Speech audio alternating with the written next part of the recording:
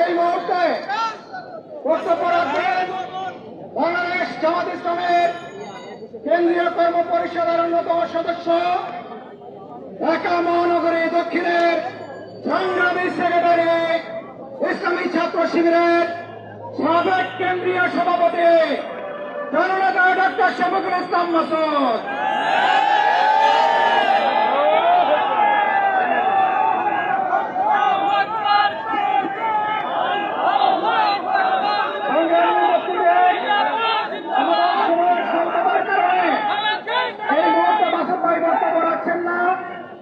পরবর্তীতে বক্তব্য রাখবেন ইনশাআল্লাহ।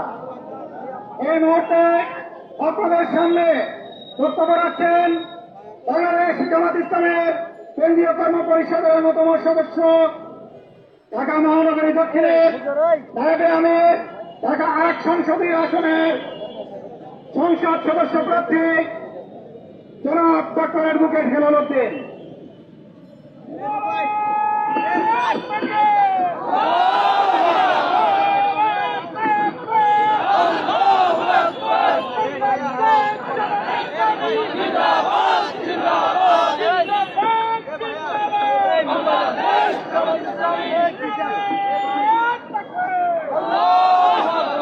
বিসমিল্লাহির রহমানির রহিম। বাংলাদেশ জামাত ইসলামী ঢাকা মহানগরীর উদ্যোগে আমরা আজকে এখানে সমবেত হয়েছি। আমাদের মাঝে উপস্থিত আছেন ঢাকা মহানগরীর সংগ্রামী সেক্রেটারি জননেতা জনাব ডক্টর শফিকুল ইসলাম মাসুদ, আমাদের মহানগরীর নেতৃবৃন্দ আছেন, সংগ্রামী ঢাকাবাসী, প্রাণপ্রিয় সাংবাদিক বন্ধুগণ, আসসালামু আলাইকুম ওয়া রাহমাতুল্লাহি ওয়া বারাকাতুহু। সংগ্রামী ভাই এবং বন্ধুগণ, আমরা আজকে গণ অধিকার পরিষদের কেন্দ্রীয় সভাপতি ভিপি নুরুল হক নূর ভাইয়ের উপরে যে নৃশংস হামলা হয়েছিল, সেই প্রতিবাদে একটি সমাবেশ শাহবাগে হচ্ছে। আমরা সেই প্রোগ্রামের সংহতি জানানোর জন্য এখানে সমবেত হয়েছি। আমরা মিছিল সহকারে সেখানে অবস্থান নেব। আমাদের কেন্দ্রীয় নেতৃবৃন্দ সেখানে কথা বলবেন। আমি সংক্ষেপে দুটি কথা বলতে চাই।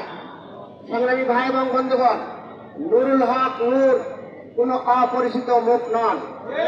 তিনি ঢাকা বিশ্ববিদ্যালয়ে কোটা বিরোধী আন্দোলন করেছিলেন।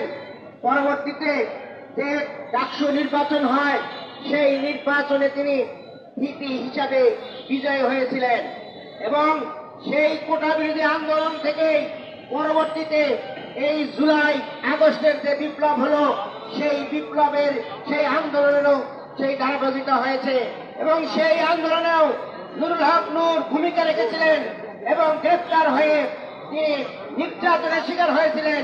তাকে সেই সময়কার পুলিশ বাহিনী উঠে নিয়ে নির্মমভাবে নির্যাতনের শিকার করে অসুস্থ অবস্থায় তাকে কারাগারে প্রেরণ করা হয়।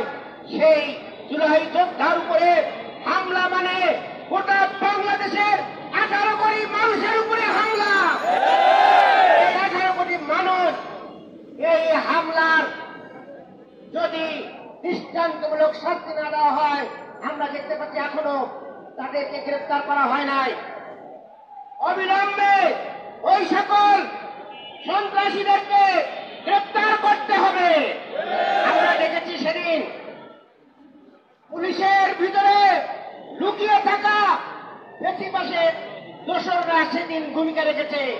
সেখানে সেনাবাহিনীর সদস্যদের মধ্যে তারা ফেসিবাদের দোসর, তারা নূর ভাইয়ের উপরে হামলা করেছে। সকল দোসরদেরকে আইডেন্টিফাই করে আইনের আওতায় আনতে হবে।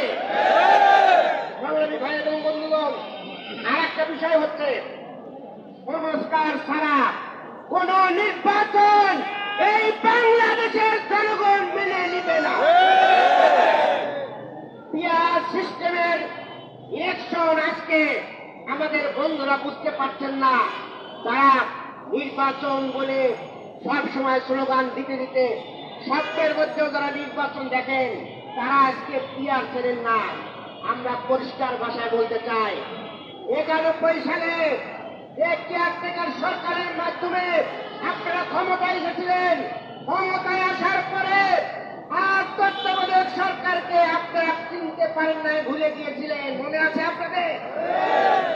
তখন আমরা বলেছিলাম একটা সরকারের বিল পাশ করেন।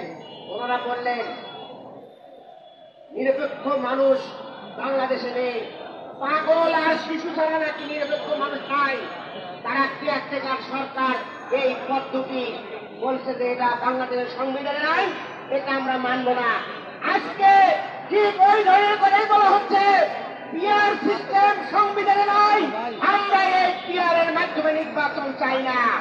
আমরা বলবো কেয়ারটেকার সরকার যেমন ভাবে চিনেছিলেন, পিআর সিস্টেমে বাংলাদেশের মানুষ আপনাদেরকে চেয়ে ছাড়বে। আগামী দিনে পিআর ছাড়া কোন নির্বাচনে বাংলাদেশের জনগণ অংশগ্রহণ করবে না।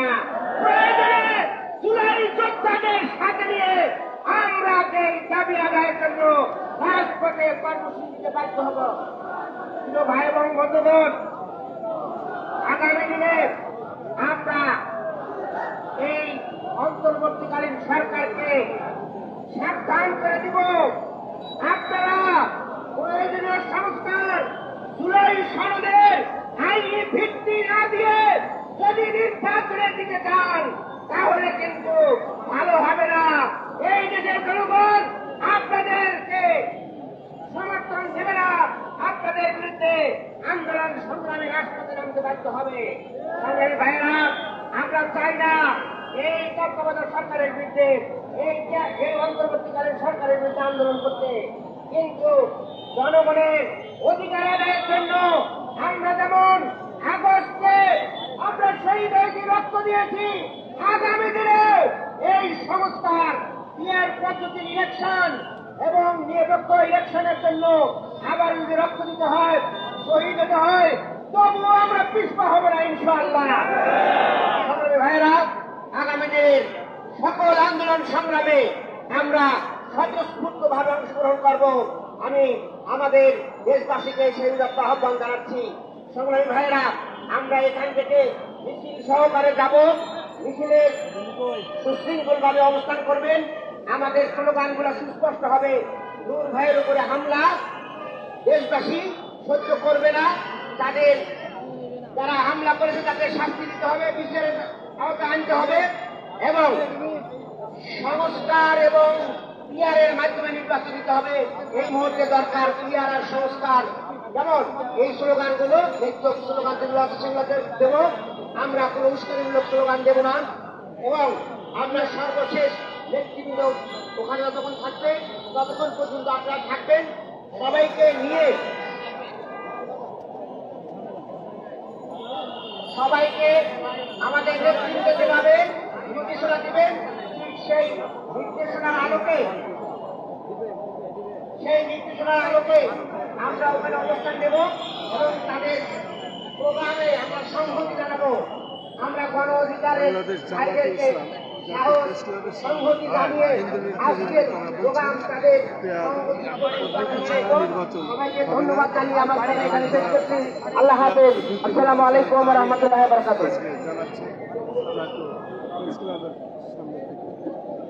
সম্মানিত ভাই এবং বন্ধুগণ, আসসালামু আলাইকুম ওয়া রাহমাতুল্লাহি ওয়া বারাকাতুহু। আপনারা জানেন কিছুদিন আগে গণ অধিকার পরিষদের সংগ্রামী সভাপতি কোটা বিরোধী আন্দোলনের পরিচিত